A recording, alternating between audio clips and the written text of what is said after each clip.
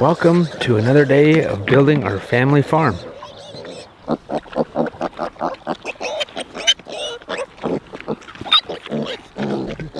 Don't miss a mama's food.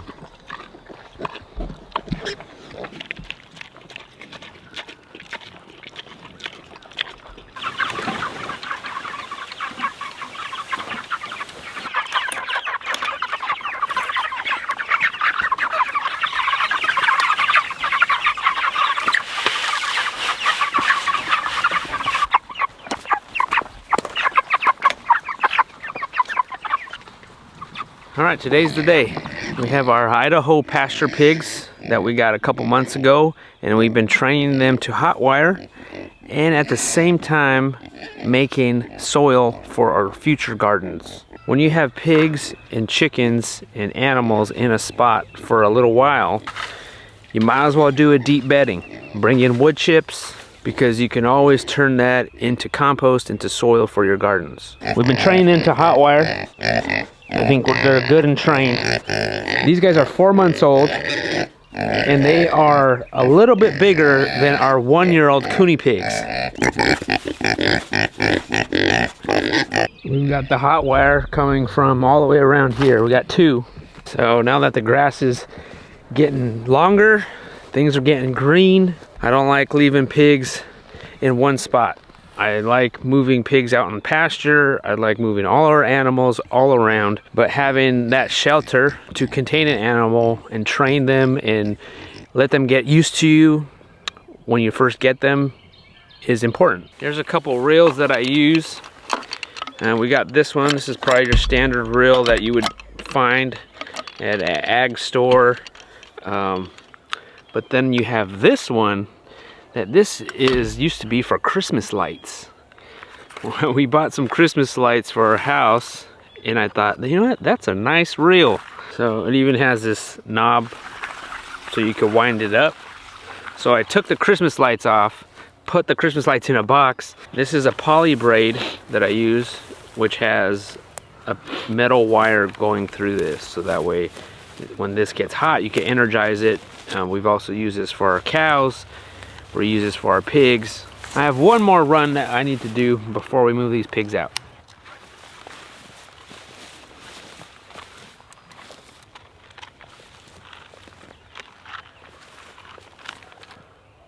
We have a stepping post, and then we're just looping the wire on them. I'm going the first hook here, and then going about 3 up. But I'm putting 2 hot wires instead of 1, because I don't trust no pig. So instead of a bunch of crazy wires with the net, you only have 2 wires. And the 2 wires should be a lot hotter. These posts I like using are made in New Zealand. I get them from Powerflex, plus the wire and some of the reels. So I have a link down below. Don't get the ones at Tractor Supply. No. They will break on you. For sure, I've tried it. Hey Lorraine, what are you doing this morning? So I think our last frost is over, and so I'm trying to plan out what's going to go where and how. So we've got cucumbers that will need to be trellised, and some other things that will need to be trellised. So I'm trying to plan out where I'm going to put things. I'm going to use this bad boy.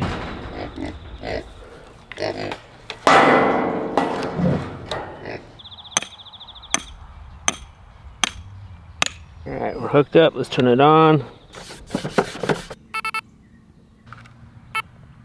And we're at 6,000. Alright, we're all hot. The perimeter is hot. Let's get their feed. They're not squealing at us. I haven't fed them yet.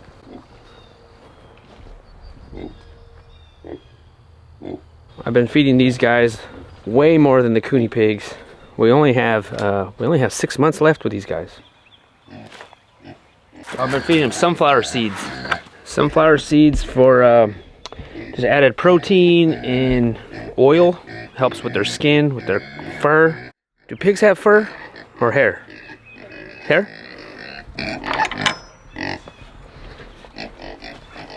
Open this up. All the way. That wire's off. Alright, pigs.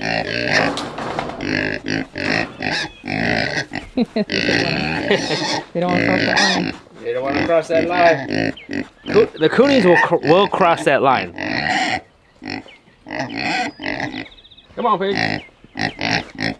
Come on. You're free.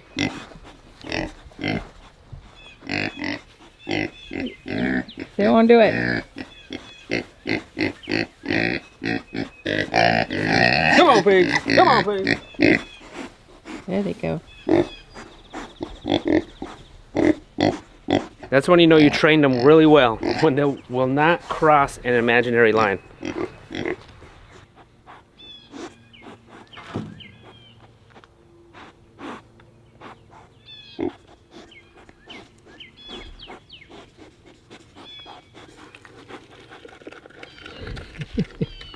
The other one's like, you go first.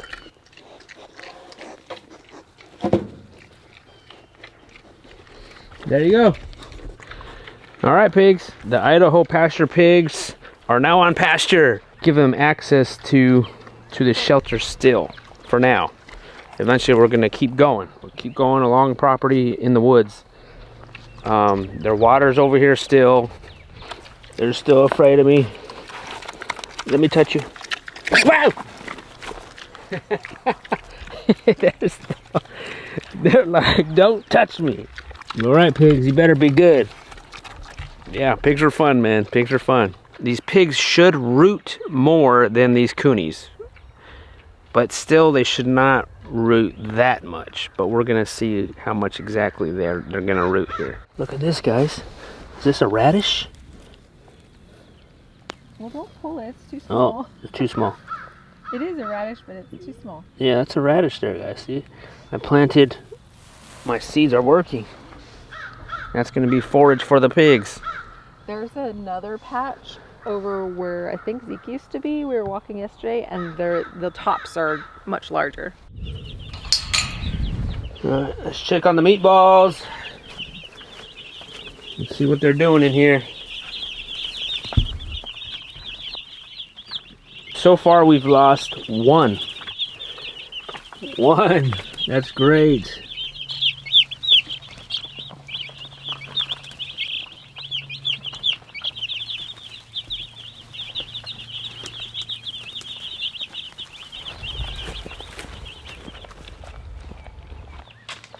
All right, so next on the list is we need to get this water situation going. We're already planted in here, guys. Look at this. We got some leafy greens, some cabbages, kales, even tomatoes. Wow, already. Look at this. We got tomatoes. We need to add a drip line here, a drip line here, and a drip line there. And then we got a new filter, because our other filter, I left it on in the winter and it cracked on me. So Lorraine's been coming in here and watering things by hand right now. So that's not gonna cut it. So I've been carrying these Knipex Cobra pliers. These have come in handy. They're only 7 inches long. They're little, so they can fit in a pocket, along with my Leatherman.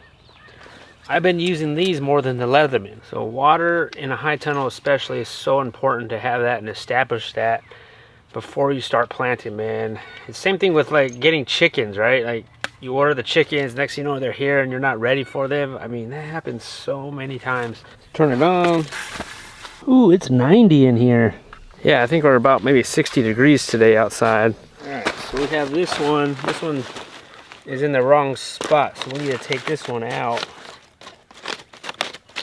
And then luckily, I have some plugs. Some goof plugs. Plug that back in there. So thankful for Farmer's Friend to send us extra rolls of this, because I mean, it's kind of like a little love-hate relationship with this drip tape. All the way out here from our well, the water pressure is not very good. So I think drip tape probably just works perfect for that because of that, rather than doing sprinklers.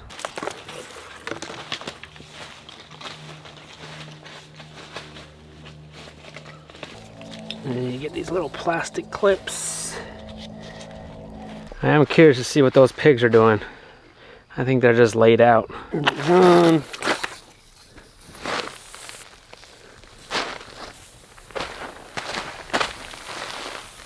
All right, we're in business. We've got a gusher over here, guys. We got a gusher.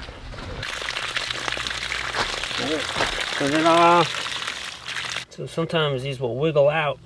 We're good. So as you can see, if you don't keep coming out here, it's not really, it's kind of set it and forget it with the water, the drip tape. But if you forget it, that could happen. All right, let's see what the little pigs are doing. Let's see.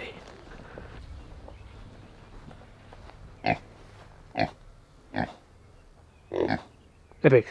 Hey pigs. Let's see what they did over here. If they did anything. I didn't see them go past this little area right here.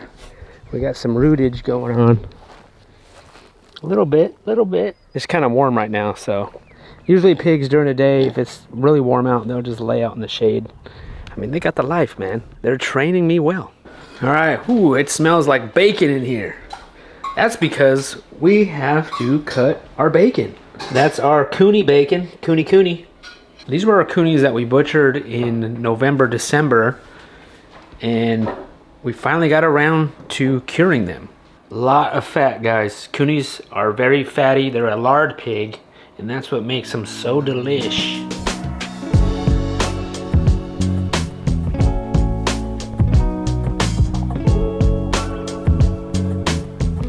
So that's 1/4. This is another 1/4 of bacon.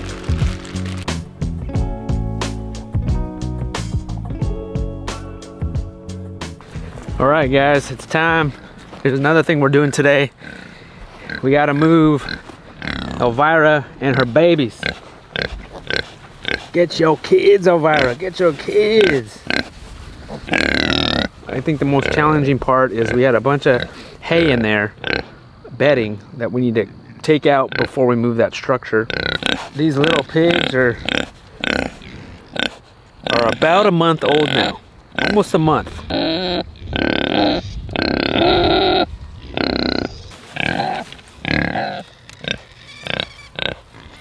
Come on, pig. Come on, piggy. They gotta get used to that. They gotta get used to it.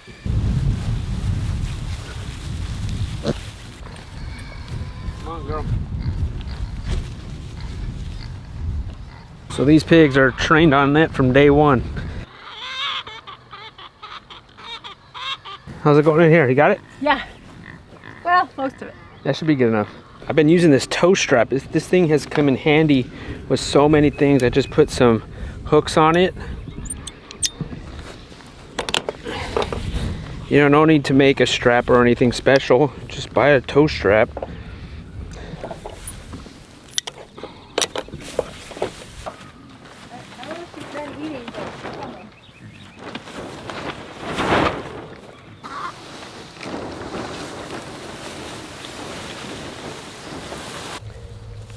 All animals love clover. That's the first thing they eat.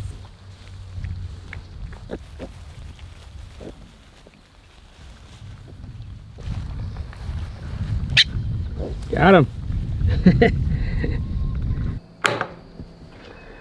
All right, so we need more chicken feed. It's getting closer to the end of the day. Can't wait to see what Lorraine's cooking. Yeah, we just got that time of year where everything is going on. We're moving animals more. We're doing workshops. So we need some more pig feed. And the pig feed we soak.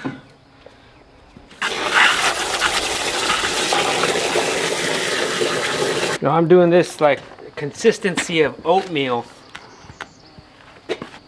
It's probably 50-50. 50 feed, 50 water. So yeah, guys, a lot of running around today, man. Just kind of getting little things done. I really wanted to move those pigs out, those Idahos, and then just trying to keep going.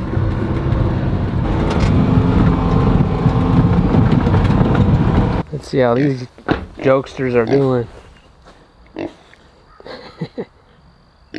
They're so used to this shelter, man, that they're just like, I don't really want to come out. Okay.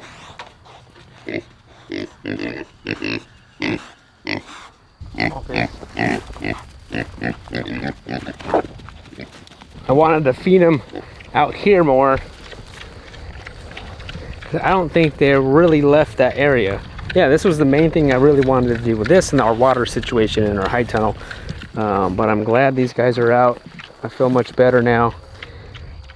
So satisfying moving pigs and animals out on fresh grass, especially in the springtime. Let's see, 1, 2, 3, 4 areas of pigs. We got our new baby chicks, and then we've got our broilers on top of our hill. Let's check on these babies one last time before bed. They're not huddled for sure. It's a little warmer today. Where are you guys at? Oh, you guys are way over here. Maybe the lights are too hot now. Always adjusting as we go. All right, we made it, guys. We made it to the end of the day. Hey, what's for dinner, Lorraine? We've got some pulled pork, and we've got deviled eggs, and Penelope's working on a salad, and I've got some beans on the stovetop. It's just kind of like a bunch of different things. Wow, that's from one of our coonies. Very fatty. Yeah. Let's try it. Mm-hmm. Oh, look at that pasta salad. That looks good. All right. Pulled pork, beans. It all looks good. All right, thank you guys for watching. Another beautiful day on the homestead, and we'll see you guys on the next video.